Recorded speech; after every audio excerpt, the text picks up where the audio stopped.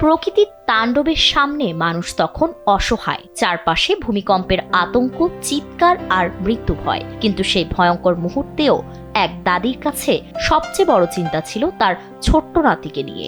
নিজের প্রাণের কথা না ভেবে নাতিকে বুকে জড়িয়ে রক্ষা করার সেই হৃদয়স্পর্শী দৃশ্য এখন ছুঁয়ে গেছে লাখো মানুষের হৃদয়। দক্ষিণ ফিলিপাইনে আঘাত হানা 7.8 মাত্রার শক্তিশালী ভূমিকম্পের সময় ধারণ করা একটি ভিডিও সামাজিক যোগাযোগ মাধ্যমে ব্যাপক আলোড়ন সৃষ্টি করেছে।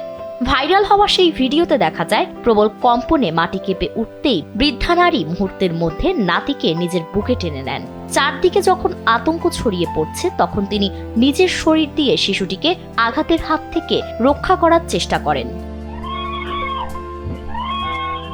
ভয়াবহ সেই পরিস্থিতিতে তার দ্রুত সিদ্ধান্ত, উপস্থিত বুদ্ধি এবং নিঃস্বার্থ ভালোবাসা মুগ্ধ করেছে নেটিজেনদের। অনেকেই তাকে সুপারহিরো দাদি বলে আখ্যা দিয়েছেন। তাদের মতে বিপদের মুহূর্তে নিজের নিরাপত্তার কথা ভুলে শিশুটিকে আগলে রাখা ছিল এক অসাধারণ মানবিকতার পরিচয়।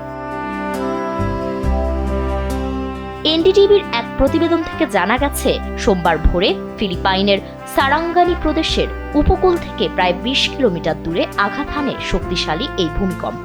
এর কম্পন শুধু মিন্ডানাও অঞ্চলেই নয়, ইন্দোনেশিয়ার সুলাওয়েসি দ্বীপের মানাদো শহর পর্যন্ত অনুভূত হয়। প্রশান্ত মহাসাগরীয় রিং অফ ফায়ার অঞ্চলে অবস্থিত হওয়ায় ফিলিপাইন ভূমিকম্পন প্রবণ দেশগুলোর অন্যতম।